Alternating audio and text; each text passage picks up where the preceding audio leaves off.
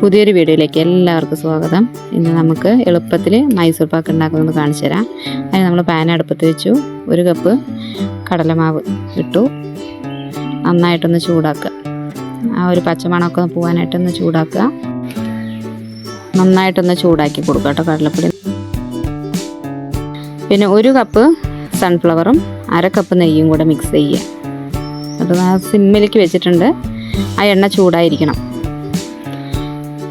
നമ്മൾ പഞ്ചസാര 2 കപ്പ് പഞ്ചസാര, 1 കപ്പ് വെള്ളം, അങ്ങനെ നന്നായിട്ടൊന്ന് മിക്സ് ചെയ്യുക. നല്ലപോലെ ഒന്ന് ഇളക്കി കൊടുക്കുക. എണ്ണയും നെയ്യും നന്നായി ചൂടായി കിടക്കുന്നുണ്ട്. അതുകൊണ്ട് ഇങ്ങനെ നന്നായിട്ട് തിളച്ച് വരണം. പഞ്ചസാര പാകം നല്ലപോലെ ഇങ്ങനെ തിളയ്ക്കണം.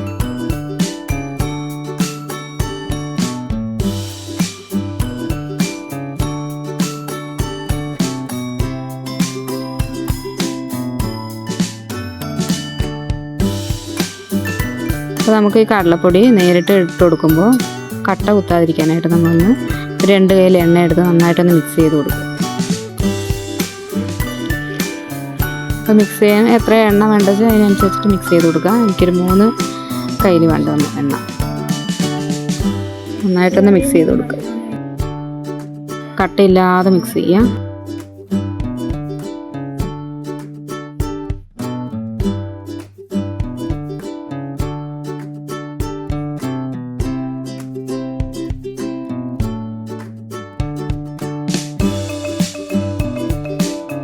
പൊടിയായിട്ട് ഇടുമ്പോൾ ചിലപ്പോൾ കട്ട കുത്തിപ്പോവും. അതുകൊണ്ട് അങ്ങനെ ചെയ്യുന്നത്. ഇതാകുമ്പോൾ നമുക്ക് എളുപ്പമാണ്. ഇനി നന്നായിട്ട് സിമ്മിലിട്ടിട്ട് വേണത് ഇളക്കി കൊടുക്കാൻ. ഹൈ ഫ്ലെയിം വേണ്ട, സിമ്മിലിട്ടിട്ട് നന്നായിട്ട് ഇളക്കി കൊടുക്കുക. കുറച്ച് ഒരു 10 മിനിറ്റോളം ഇളക്കണം. നല്ലപോലെ ഇളക്കി കൊടുത്ത് ഇത് നന്നായി ഇളക്കി കൊടുക്കണം. ഇത് ഇളക്കി അത് വറ്റും തോറും നമ്മൾ ഈ ഓയിൽ, ചൂടായി കിടക്കുന്ന ഓയിൽ ഒഴിച്ചു കൊടുക്കണം.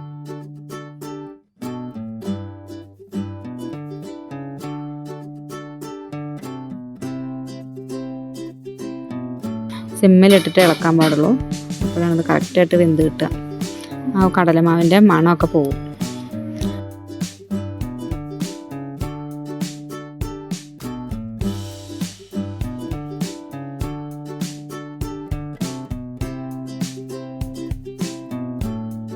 ഇളക്കി കൊടുത്തുകൊണ്ടേയിരിക്കണം. കൈയെടുത്തത് കട്ട കുത്തിപ്പോകും. ഇത് നന്നായിട്ട് ഇതുപോലെ ഏകദേശം ആയി വന്നിട്ടുണ്ട്. കുറച്ച് നേരം കൂടി ഇളക്കാണ്ട്.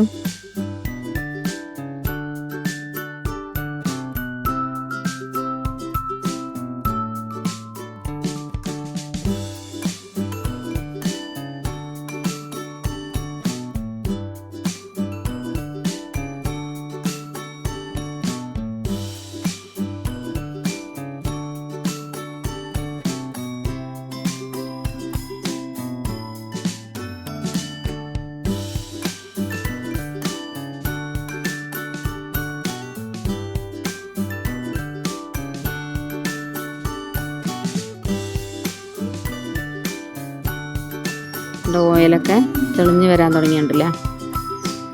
അപ്പോൾ ഏകദേശം ആയി. ഇത് നമുക്ക് ഇതുപോലത്തെ ട്രേയിൽ, ഇതിപ്പോൾ ഞാൻ കേക്കിൻ്റെ ട്രേ ആണ് എടുത്തിരിക്കുന്നത്. ട്രേൻ്റെ ഉള്ളിൽ ബട്ടർ തേച്ചിട്ടുണ്ട്. അപ്പോൾ നമുക്കിതുപോലെ മുകളൊന്ന് ലെവൽ ചെയ്ത് കൊടുക്കാം. ബട്ടർ തേച്ചില്ലെങ്കിൽ ഒട്ടിപ്പോവും.